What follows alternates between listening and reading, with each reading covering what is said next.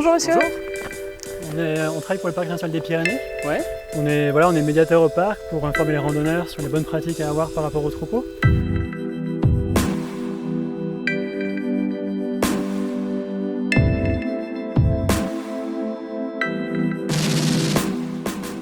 À la suite du déconfinement, nous avons constaté une très forte augmentation de la fréquentation, notamment par les touristes qui venaient se libérer en montagne.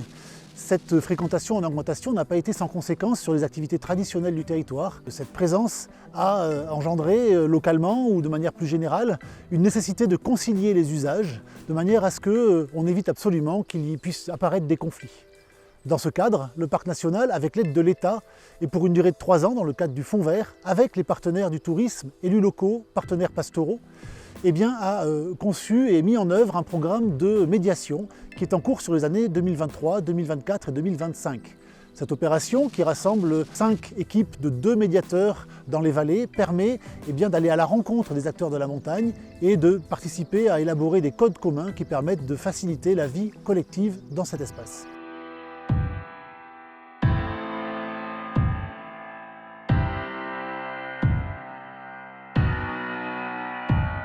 En montagne, donc c'est vrai que c'est important de faire attention aux troupeaux parce que tous les ans il y a des problèmes avec les troupeaux. Nous on en observe en tant que médiateur au parc national, des personnes qui vont s'approcher trop près par exemple. D'accord. Voilà, nous ce qu'on conseille c'est de garder les distances par rapport à ces animaux-là. 20 mètres c'est bien, comme ça ils ne sont pas dérangés et vous restez en sécurité. Voilà. Et aussi, même si le troupeau est sur le chemin, n'hésitez pas à contourner, à sortir du chemin pour vraiment ne pas déranger les animaux, comme ça tout se passe bien. Vous pourrez aussi voir des troupeaux qui sont accompagnés de patous. Donc les patous, c'est des chiens de protection qui vont protéger les brebis. Donc ils sont vraiment nés en bergerie, donc ils sont habitués à ces brebis-là. Et leur rôle, c'est de les protéger un peu comme leur famille.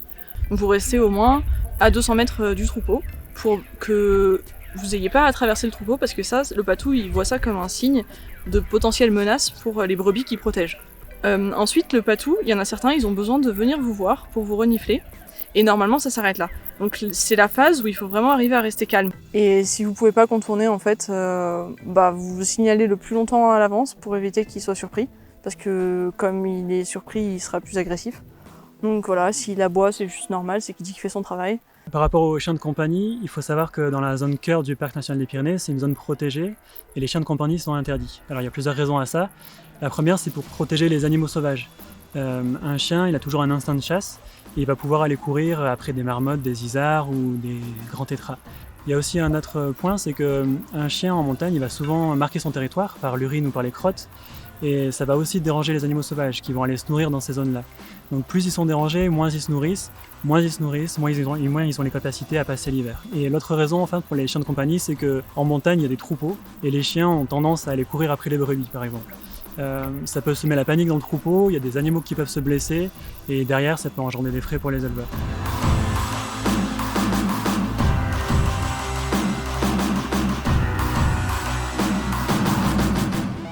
Moi je trouve ça vraiment très chouette de pouvoir aller voir toutes ces personnes en parlant plusieurs langues, qu'il y a beaucoup de visiteurs étrangers qui viennent dans le parc national, et de leur expliquer en fait, leur parler des bonnes pratiques à avoir. Par exemple, comme le disait très bien un de nos collègues médiateurs dans une autre vallée, qui disait finalement en fait on est amené à dire de protéger quelque chose qu'on aime, enfin la montagne, et ça c'est vraiment très très chouette.